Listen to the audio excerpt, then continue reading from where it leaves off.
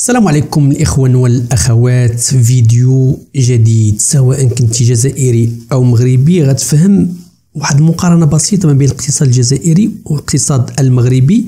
داروا واحد الإعلامي ولكن بدا بواحد الطريقة عكسية، وبدا واحد السؤال اللي كيطرحوا الجميع، وربما إلا كنتي مغربي ربما تكون معلومة جديدة لك. الجزائريين عارفين هذه المعلومة، وهو أن الشخص ملي كيبغي يسافر لبرا في المغرب كانوا كيعطيو تقريبا 4500 اورو، يعني 4 مليون ونص. دابا زادوها في هذه السنه الاخيره يعني 10000 دولار، 10000 دولار او 10 المليون. بالنسبه للجزائر فقط 100 دولار، يعني 100 تقريبا 100 اورو، يعني 1000 درهم، بين 10 المليون وبين 20,000 ريال بالمغربية. عندنا هذا الصحفي تسأل ولا كيشرح للجزائريين اللي ما فاهمينش علاش هذا الفرق كاين بزاف، شنو السبب، وبدا كيشرح لهم انه السبب جاي من الاقتصاد، رغم ان الدخل من العملة الصعبة في الجزائر كثير، ولكن عندها مصدر واحد وهو البترول، وهذاك الشيء كاع اللي كيدخلوه كيشريو به وكيصدروا به، ما كاين والو. النظام الاشتراكي بحال اللي كان عند الاتحاد السوفيتي، المنجل والمطرقه اللي نحصدوه ندقوه، الشعب ما يخدم ما والو، ولكن انا نجيب ليه كل شيء. واخا الشعب غني ولكن عايش حياه بئيسه بالمقارنه مع المغرب. المغرب كيدخل عمله ولكن عنده، وبمقارنه كذلك مع تونس، رغم انها عندها ازمه، عنده بزاف المصادر من كيدخل العمله الصعبه وكيخلي حركيه نظام ليبرالي مفتوح. يعني أرى ما عندك خدم قد خدم. تخليكم تشوفوا هذا التحليل الرائع جدا وغيبان لكم الفرق، ونتلاقاو في آخر الفيديو نشوفوا شنو التفاصيل في هذه المقارنة. وهادشي اللي كاين، دير لايك ولا كنتي أول مرة كتجي القناة، دير واحد اشتراك، ونتلاقاو في الآخر تشوفوا التفاصيل. نحضروا اليوم على le fameux sujet de l'allocation touristique qui revient sur les devants de la scène en Algérie. البارح 5 avril, le ministre des Finances algérien a fait des déclarations que nous sommes en train de faire une étude pour proposer une augmentation de l'allocation touristique. Abdelmajid Tebboune a promis, et de cela quelques temps, d'augmenter l'allocation touristique, et on parle d'une augmentation en Algérie à 1500 euros. Alors qu'aujourd'hui, il y a à peine 200 euros et quelques. L'allocation touristique aujourd'hui en Algérie, elle accepte le taux de change du dinar, et même pas 115 euros. Ce qui est totalement ridicule, et ce qui est tout simplement même honteux. 100 euros, 15 000 dinars, accepte 15 000 dinars, 100 euros, on va dire. La revalorisation de l'allocation touristique en Algérie est un sujet qui est abordé, et malheureusement on n'explique pas un petit peu aux Algériens les raisons et les dessous, enfin les tenants et les impositions de cette problématique. Et on compare l'Algérie au Maroc et à la Tunisie, où les allocations touristiques sont beaucoup plus importantes. Mais c'est cette comparaison à tort et à travers. Parce que le problème de l'allocation touristique en Algérie, c'est qu'elle est l'un des reflets ou l'un des symptômes de la maladie profonde et grave dont souffre l'économie algérienne. Je fais même l'allocation touristique officiellement, elle a été créée en Algérie vers 1982. C'est quoi le principe? C'est que les Algériens, quand ils ont voyagé à l'étranger, comme nous n'avons pas une monnaie convertible, l'État s'engage à le devoir de leur vendre des devises à un montant plafonné en dinars, et grâce à ces devises qui sont vendues ou vendues par l'État algérien en échange de dinars que les citoyens donnent aux banques publiques ou aux banques algériennes ou au trésor public de l'État, ces devises, l'équivalent de devises, ça permet à des familles algériennes ou à des voyageurs algériens d'aller à l'étranger, de passer la nuit dans un hôtel, de séjourner à l'étranger. Chaque citoyen algérien, chaque Algérienne et Algérien ont le droit d'avoir l'équivalent de 15 000 dinars en devises. Et les enfants ont le droit d'avoir la moitié, c'est-à-dire 7 500 dinars. 15 000 dinars, bien sûr les 15 000 dinars de 97 ne valaient pas en devise ce que les 15 000 dinars valent aujourd'hui par rapport à l'euro, par rapport au dollar. Aujourd'hui nous sommes à peu près vers les 100 euros. C'est ridicule, bien sûr, c'est honteux, ça n'a aucun sens, et c'est pour cette raison que les Algériennes et les Algériens recourent au marché parallèle, aux devises à l'escroc, etc. pour pouvoir voyager à l'étranger. Tout cet argent, il faut l'acheter au marché informel, les squares, puisque l'allocation touristique, elle est limitée uniquement à l'équivalent de 15 000 dinars. C'est du n'importe quoi? Oui. Pourquoi en Tunisie et au Maroc, les allocations touristiques sont beaucoup plus élevées? On va l'expliquer, mais il faut savoir qu'en Tunisie, depuis 2016, le montant d'allocation touristique varie entre 1700 et 1800 euros. La moitié aussi pour les enfants, comme en Algérie. Ben, je viens de faire mon monnaie. Donc, la Tunisie a écarté cette option.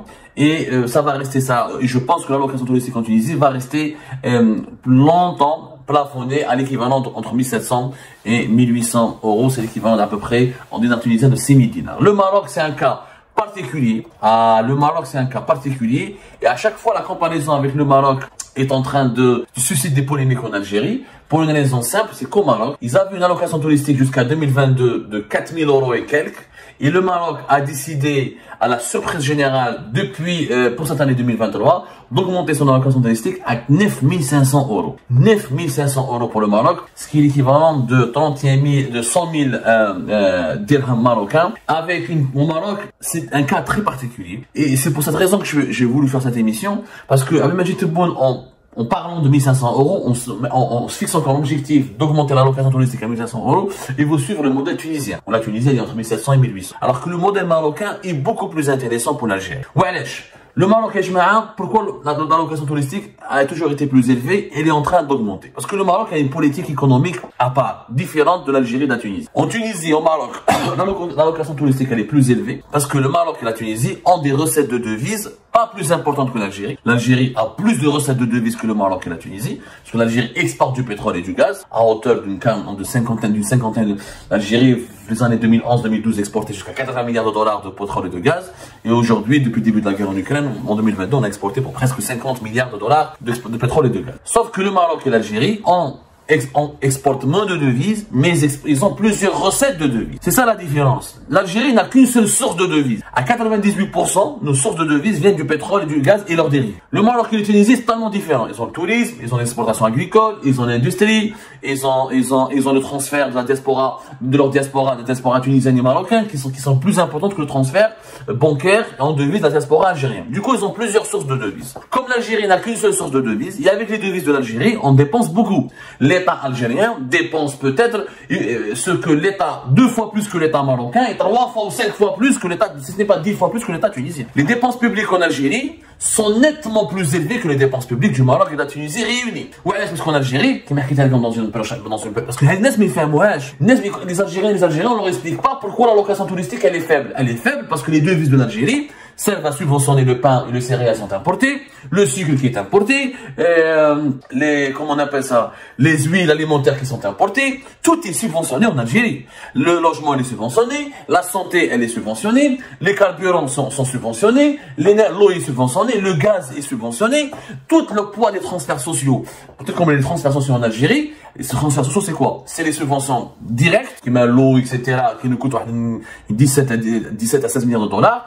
Là, les subventions indirectes, les transferts sociaux, il y a des subventions directes et indirectes. Les subventions indirectes, l'Algérien ne paye pas l'hôpital, ne paye pratiquement pas l'école, ne paye pas l'université, ne paye pas beaucoup de services publics, ne paye, même les billets d'avion entre le sud de l'Algérie et le nord sont subventionnés, même les billets de train sont subventionnés, tout est subventionné en Algérie. Ça coûte à l'État algérien plus de 38 jusqu'à même entre 35 et 38 milliards de dollars par an.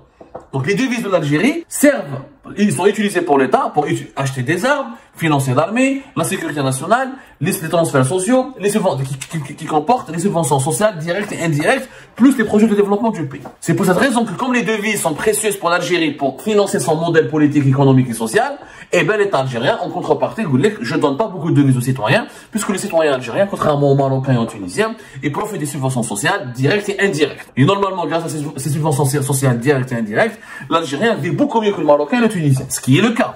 L'Algérien, il est beaucoup moins pauvre que le Marocain et le Tunisien. L'Algérien, il est à un niveau de vie plus élevé que le Marocain et le Tunisien. Si on compare les revenus par an, par exemple, si on compare le niveau de vie. Mais il a une plus mauvaise qualité de vie. C'est ça la différence. Il a donné une émission. L'Algérien est pas aussi pauvre que le Marocain et le Tunisien, mais il n'est pas réellement prospère. Puisque malheureusement, en dépit de toutes les subventions publiques et de tous les transferts sociaux, l'inflation elle est énorme en Algérie, le pays, la cherté de la vie elle est énorme, beaucoup de logements restent encore inaccessibles, la qualité de vie reste médiocre, et le pays n'est pas assez moderne, et les familles algériennes et les ménages algériens ne sont pas pour autant riches. riche. Pourquoi? Parce que le pays ne produit rien. Parce que nous sommes ultra dépendants de l'étranger pour se nourrir, pour s'habiller, pour les voitures, pour tout le matériel, pour les machines, pour l'électroménager, pour tout ce qui est industriel, pour tout ce qui est industriel, agroalimentaire, ou la agriculture, la agricole, ou la scientifique et technologique, nous sommes dépendants de l'étranger. Au Maroc et en Tunisie, non. Ils gagnent beaucoup moins de devises que l'Algérie, mais leur recette de devises, elle est démultipliée. Elles ont des recettes de devises diversifiées. Ce qui permet à la Tunisie et au Maroc de financer une allocation touristique plus élevée. Parce que ce n'est pas une richesse nationale. Moi, j'ai dit le pétrole ou le gaz. Et le partage des richesses nationales au Maroc et en Tunisie est totalement différent que l'Algérie. L'Algérie partage les richesses nationales parce que l'État utilise une richesse du peuple, le gaz et le pétrole, pour financer les services publics et les subventions sociales directes et indirectes. En Tunisie et au Maroc, il n'y a pas la même répartition des richesses. Les Tunisiens et les Marocains sont obligés de travailler dur et d'arrache-pied, de retrousser les manches et de travailler beaucoup pour pouvoir gagner leur vie, exporter. Et leurs exportations sont totalement différentes de nos exportations. Regardez le cas du Maroc. Le Maroc, par exemple, rien que l'industrie automobile, depuis 2021, lui permet d'avoir pratiquement 6 milliards de dollars, 6 milliards d'euros d'exportation. Comme la conversion exacte, comme le chiffre le plus récent, entre 2021 et 2022, c'est 6 milliards et quelques, presque 7 milliards d'euros d'exportation de voitures et de produits de l'industrie automobile, des composants de l'industrie automobile grâce au réseau de sous-traitants internationaux et nationaux marocains et les usines de Peugeot et de Renault, Peugeot Citroën et de Renault au Maroc. C'est pratiquement presque 7 milliards de dollars, c'est presque 7 milliards d'euros d'exportation. Avec les transferts, les Marocains qui habitent à l'étranger transfèrent depuis 2021 presque 7 milliards d'euros. Et en 2022, ça a égalé. Les Marocains de l'étranger sont en train de transférer presque 10 milliards d'euros depuis leur pays, depuis la Belgique, depuis l'Espagne, depuis la France, depuis le Canada, les États-Unis, vers le Maroc. Et ces transferts passent par le canal bancaire. Les transferts de la diaspora algérienne qui passent par le canal bancaire ne dépassent pas 1,8 milliard de dollars. Les Tunisiens ont envoyé en 2022 plus de 2 milliards et quelques, presque 2 milliards et demi de dollars vers leur pays. Alors que les Algériens, via le canal bancaire, ont envoyé que 1,8 milliard de dollars. L'essentiel de l'argent de la diaspora algérienne passe par le secteur informel. Et si on calcule, on peut au moins rajouter 3 milliards de dollars qui passent directement par le secteur informel et qui n'alimentent pas le secteur bancaire.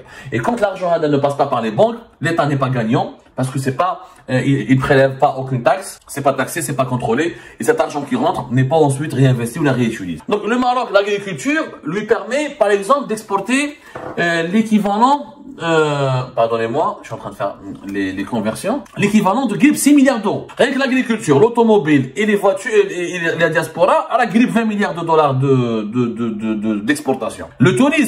Le tourisme a comme potentiel. Le Maroc va atteindre 10 milliards de dollars de recettes touristiques. En 2021, malgré le problème de l'Ebouch-Saraf et 2020 à la Covid-19, etc., le tourisme a rapporté l'équivalent de 4 milliards de dollars. Donc les Marocains, ils ont plusieurs variétés. Ils ont textile, ils ont les investissements étrangers. Les investissements étrangers, par exemple, c'est chaque année, ça rapporte au Maroc une moyenne de 2,5 à 3 milliards d'euros. Donc le Maroc a des recettes en devises plus diversifiées que l'Algérie. Il n'a pas la politique sociale de l'État algérien. Il n'a pas la politique de subvention directe et indirecte que pratique l'État algérien qui nous coûte, nous, en Algérie, presque 40 milliards de dollars, en 38 et 35 et 38. Ce qui fait que le Maroc, donc, a mis en place une politique intéressante pour les Marocains. Pas intéressante concernant la location touristique, parce que, après, c'est des choix de modèle. C'est des choix de modèle. Le Maroc a une politique libérale. Il préfère créer des emplois, même si la vie elle est chère, même s'il y a beaucoup de pauvreté, il y a une possibilité de s'en sortir si on fait de bons études, si on travaille beaucoup. La Tunisie, elle est en faillite à cause de ses problèmes politiques, parce qu'elle avait, avant, à l'époque de Ben Ali, elle avait un modèle économique beaucoup plus intéressant. Aujourd'hui, c'est des problèmes politiques de la Tunisie qui expliquent sa décadence économique. Mais l'Algérie, c'est un autre modèle, c'est le modèle social. Mais c'est dans un modèle socialiste. C'est-à-dire, ok, on a du pétrole, on a du gaz, on répartit l'argent du pétrole et du gaz, on ne vit que de l'argent du pétrole et du gaz, et avec l'argent du pétrole et du gaz, on finance les importations, les services publics, les services sociaux, et les Algériennes et les Algériens peuvent vivre sans travailler. En Algérie, tu peux vivre sans travailler. Au Maroc, tu ne peux pas vivre sans travailler. Enfin, en Algérie, tu peux vivre sans travailler, sans crever de faim. Au Maroc, si tu travailles pas, tu crèves de faim.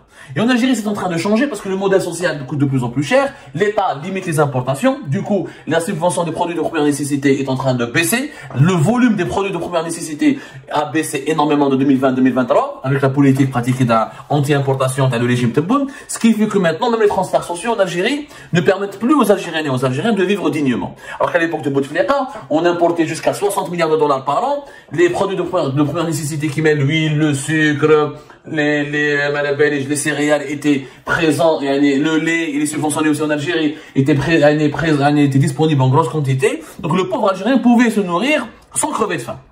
Ce n'est pas le cas aujourd'hui. Le modèle social algérien n'est plus éternel, n'est plus viable parce que l'Algérie n'a pas autant de revenus de pétrole et de gaz pour le financer. Si avant on exportait pour plus de 60-70 milliards de dollars, aujourd'hui on atteint à peine 50 milliards de dollars et en 2020 on a exporté à peine pour même pas 30 milliards de dollars. Donc nos exportations de gaz et pétrole baissent, le nombre de la population augmente.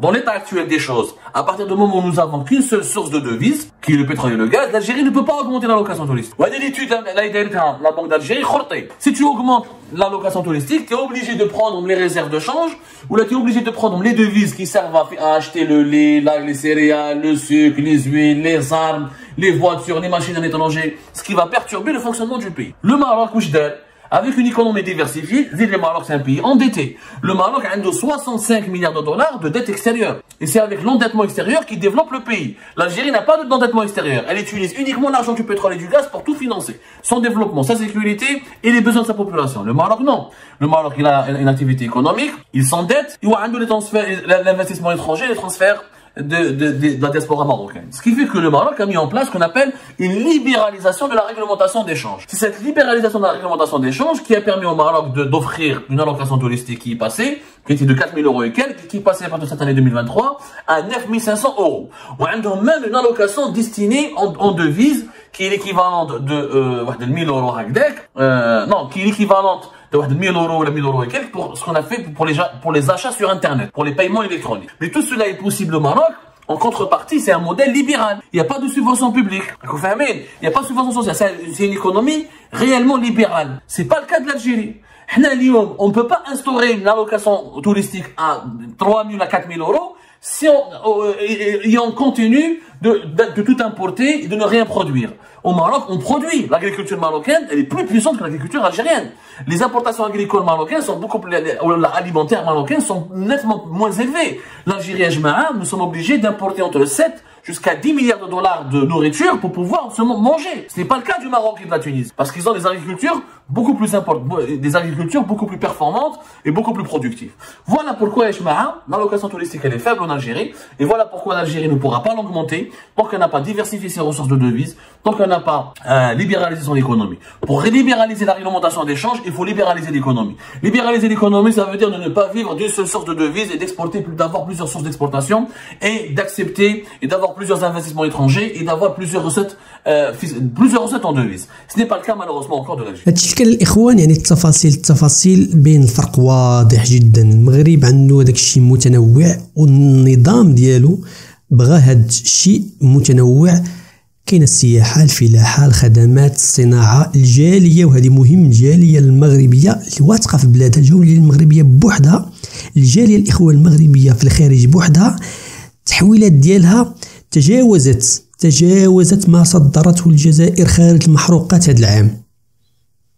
10 المليار ديال الأورو أو الدولار مقابل 7 المليار، يعني شيء رائع جدا. بها الجالية بوحدها 7 المليون أو 9 المليون 7 المليون 8 المليون مغربي عبر العالم ميزانية الجزائر خارج المحروقات. وهذا الشيء كبير، وهذا الشيء التنوع هو اللي كيخلي أن المغرب عنده بزاف ديال السياسات وخدام فيهم الخدمات، الأبناك، السياسات ديالو داكشي متنوع. فيما أدرك الجزائر وقالها بصريح العبارة بأن الجزائر معمرة غتزاد لها هذاك الدوتاسيون أو المنحة ديال السفر، معمرة غادي تزاد بكل بساطة، لأنه النظام ماشي رأسمالي، نظام اشتراكي كما قلت لكم.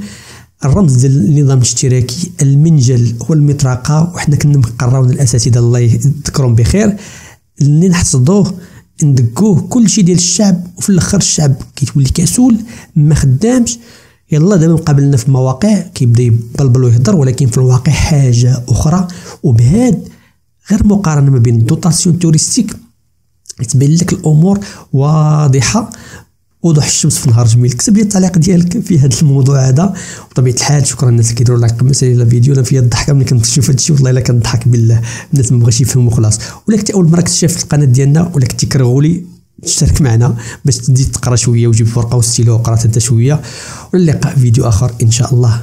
تهلاو وتبارك الله عليكم.